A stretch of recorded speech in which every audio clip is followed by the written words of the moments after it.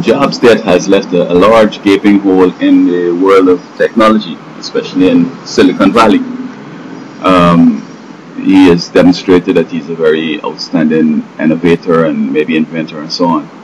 And his tragic death, we understand, had he done the operation earlier, he perhaps could have lived a little longer and so on.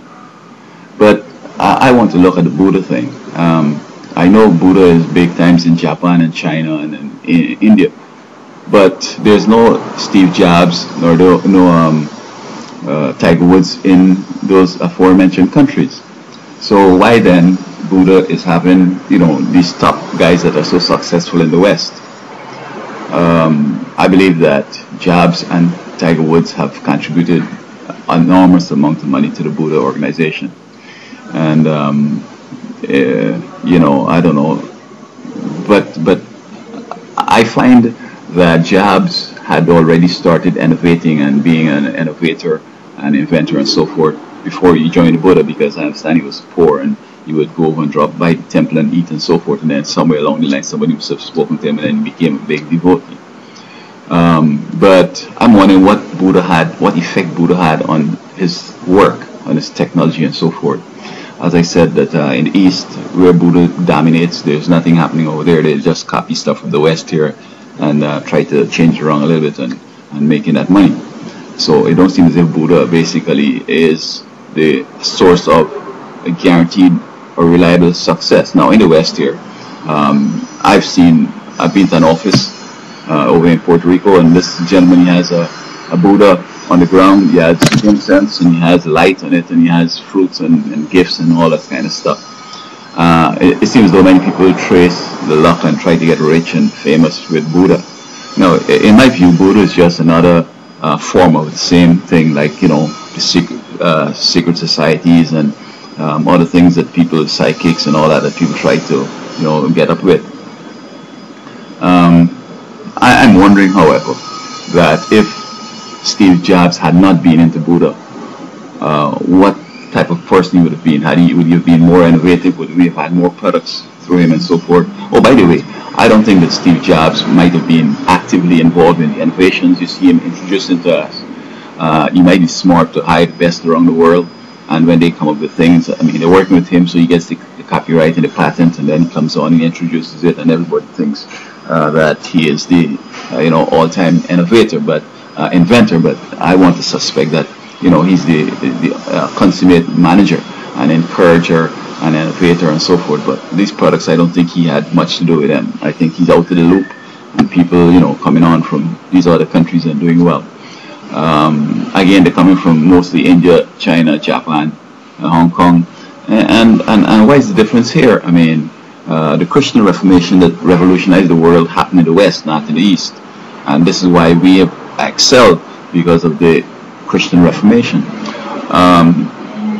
I'm just trying to find out though the fallout he had with the group first when they threw him out. I was wondering whether it seems like he would have had to have a little room over at Apple there, whereas Buddha, paraphernalia, Buddha on the ground, flowers, the gifts, the incense, the whole kind of thing. And sometimes, if you're very sensitive, you could feel something brushing on your skin when you go into that little place. The little Buddhas around doing stuff. And in my video, I said that maybe the little Buddhas help Tiger Woods by nudging the ball into the hole, catch it in the air and drop it right in the hole. We can't see them, but do stuff. And then the way he presents, he wears this dark, turtleneck jersey, sweatshirt, and this pants washed out and all that stuff. I was wondering if that was what Buddha advised him, because the majority of people in the world today are in various forms of Buddha, and perhaps as Buddha is back in this product and whatever, all the Buddhas around the world, people that subscribe to various forms of Buddhism and psychics and all that, will be interested in things because it's for them.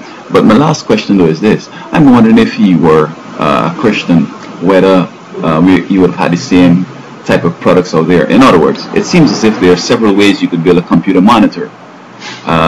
I understand that the present monitors emit a certain type of light that if you use it a lot, and especially late into the night, it suppresses something in the body that affects sleep, and so you may be more prone to insomnia. And I'm wondering if Buddha intentionally did not do this to harm us here in the West. and they're rather untold. You get nearsighted. Some people might have gone blind. Other people get hooked into the whole thing and then become weird and bizarre, and then spreading this porn on the media and so on. And I'm just wondering if you're a Christian, whether his work could have led to such type of things. I would say that if he wasn't a Buddha and if he was a Christian, I'm sure that he would have had a different path to the monitors, and maybe it would have been a little different, because nobody could tell me that that's the only way to make a computer monitor. There might be other ways, and this is all we have today. And when something comes out, everybody, every other idea is killed, and this one is promoted so vigorously that that remains dominant until the innovator goes away. So that now that he's gone, I'm wondering whether there's going to be a revolution in the monitors, and whether we can come up with one that would be safer and better and so forth. And I know he brought on the icons and so on and made computing widely acceptable, whereas you had to go to college to understand Lotus 1, 2, 3 and WordStar and these various programs. It's become very easy, and I know it did well for business, but as a people, I'm not sure if it has really enhanced, to the extent where there's no other way that we could have done things. And then the kids now writing, script and so forth. The assumption the computers.